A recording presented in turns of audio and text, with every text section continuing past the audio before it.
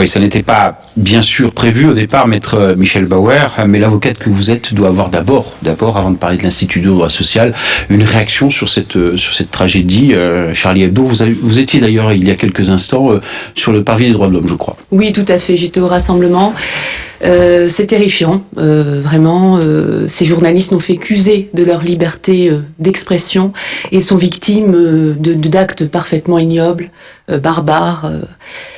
C'est vrai qu'il n'y a pas beaucoup d'autres mots à dire, et nous étions rassemblés. Les avocats étaient présents, on a vu la bâtonnière. Beaucoup d'avocats, il y avait la bâtonnière, il y avait les membres du Conseil de l'ordre qui étaient en robe et qui étaient présents, car la liberté d'expression, c'est notre travail de tous les jours aussi, et nous sommes solidaires évidemment avec les familles, avec la souffrance des familles de ces journalistes. Bon, alors je le disais, vous êtes ici pour évoquer une toute autre actualité. C'est un événement, une initiative à vous, à l'Institut du droit social dont vous êtes présidente. On va préciser d'abord qu'est-ce que c'est que cet Institut du droit social. Alors l'Institut du droit social, c'est une émanation du Conseil de l'ordre de Bordeaux, du barreau de Bordeaux. Donc il fait partie du barreau de Bordeaux, est composé essentiellement d'avocats. Avocats spécialisés en matière de droit social, droit du travail, droit de la protection sociale, et nous avons aussi des avocats qui ont une activité dominante en la matière. Ce sont des avocats qui sont extrêmement formés. C'est une spécialité, c'est ça. C'est une spécialité, ou alors ce sont des avocats qui peut-être n'ont pas la spécialisation, mais qui pour autant exercent beaucoup dans cette matière-là et sont formés puisqu'ils doivent justifier d'un certain nombre d'heures de formation pour pouvoir faire partie de cet institut. Le droit social, c'est le droit du travail, c'est ça qui régit nos rapports au boulot entre les employeurs et entre le salarié et son employeur. Oui. Mais il y a également dans le droit social le droit de la protection sociale. La santé, tout ça. La santé au travail, et vous avez donc le tribunal de l'incapacité où il y aura des permanences très certainement qui vont être mises en œuvre aussi. Et vous avez également le tribunal des affaires de sécurité sociale. Affaires de sécurité sociale, c'est quand vous avez des difficultés avec la CPAM et la sécurité sociale. Bon, on voit un peu mieux votre champ d'intervention, et donc là, vous avez décidé d'ouvrir des permanences directement au Conseil des prud'hommes. Tout à fait. Alors, en accord avec le Conseil de prud'hommes, accord de principe, nous avons décidé de faire un premier jour de permanence. Demain, jeudi, puisque jeudi, c'est le jour des référés devant le Conseil de prud'hommes. Référés, allez doucement, vous savez que le droit, référés, ce sont des procédures d'urgence, c'est-à-dire vous avez des salariés, des employeurs qui vont saisir en urgence le Conseil de prud'hommes. Le salarié va saisir le Conseil de prud'hommes parce que il ne va pas être payé de ses salaires et donc il va vouloir obtenir ses salaires, et l'employeur devra être convoqué devant le Conseil de prud'hommes et sera convoqué car il n'a pas payé ses salaires et donc devra s'expliquer. Mais comment ça va se passer demain? Il y aura des avocats avec un bureau dans l'entrée. Alors il y aura deux avocats. Alors il y aura pas de bureau à l'entrée, il y aura pas le démarchage existe, mais on va pas quand même on va faire cela bien dans une certaine dignité. Bien sûr. Donc il y aura deux avocats qui feront ces permanences en fait dans les locaux de l'ordre, puisque nous avons un bureau au sein de l'ordre qui s'appelle le bureau du bâtonnier, de la bâtonnière actuellement.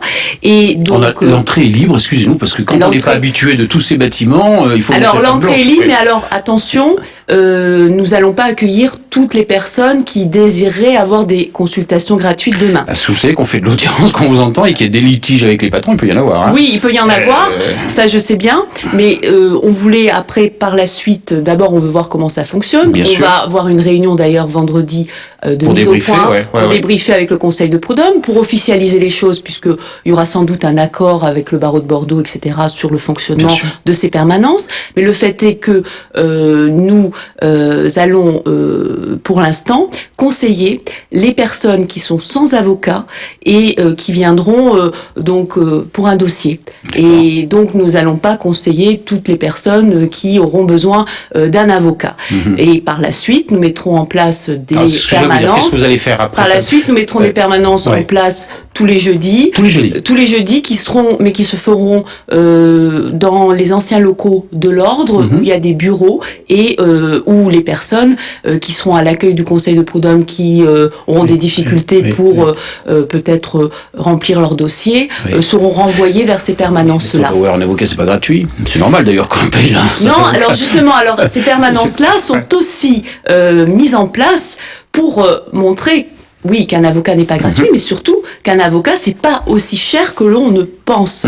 Parce que je pense que le prix de l'avocat est complètement sacralisé, fantasmé par le justiciable qui se dit à quoi bon aller saisir un avocat, je veux un rappel de salaire de 2 000 €, je vais payer un avocat 4 000.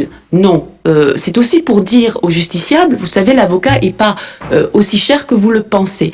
Et c'est également pour promouvoir la protection juridique, parce que beaucoup de gens vont souscrire des assurances et ne savent pas que dans le contrat d'assurance, ils ont la possibilité d'avoir un avocat payé par l'assurance. Et ça, ce sont les employeurs, par exemple, qui ont cette possibilité-là. Oui, justement, je vais vous demander. Donc, vous allez défendre les gentils salariés contre les méchants employeurs, c'est ça? Non, là, c'est caricatural, puisque cette permanence n'est pas mise en place simplement pour les salariés.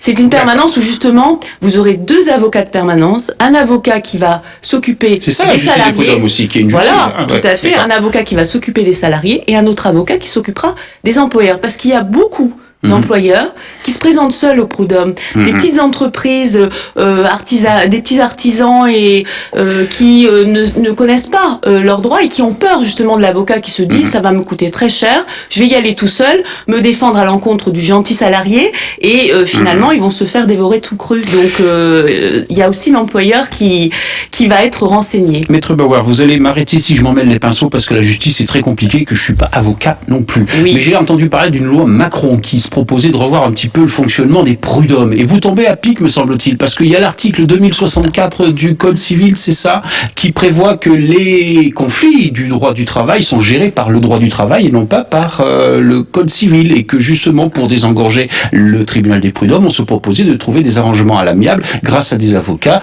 en ne restreignant pas ces conflits du droit du travail par cet article 2064. Alors, est-ce que c'est pas un peu aussi pour lutter contre cette...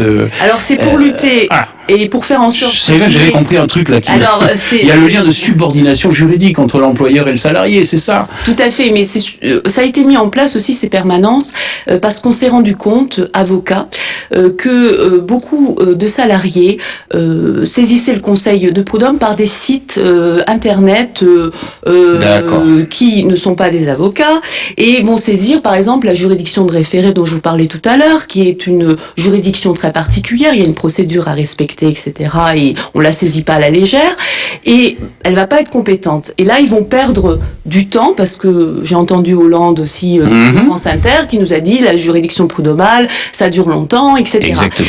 Et justement, nous on va être là.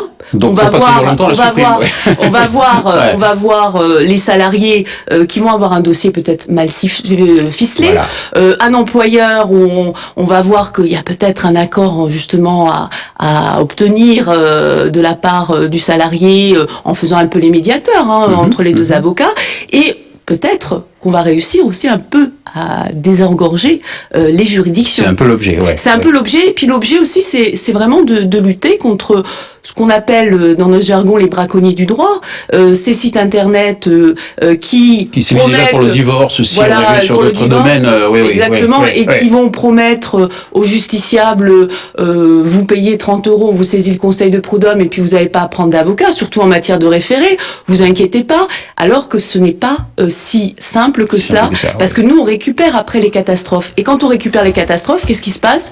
Le salarié qui pensait être jugé, avoir terminé son procès dans les 15 jours, il va finalement attendre 1 an. Donc je pense qu'il est important aussi de mettre en place ces permanences pour cela.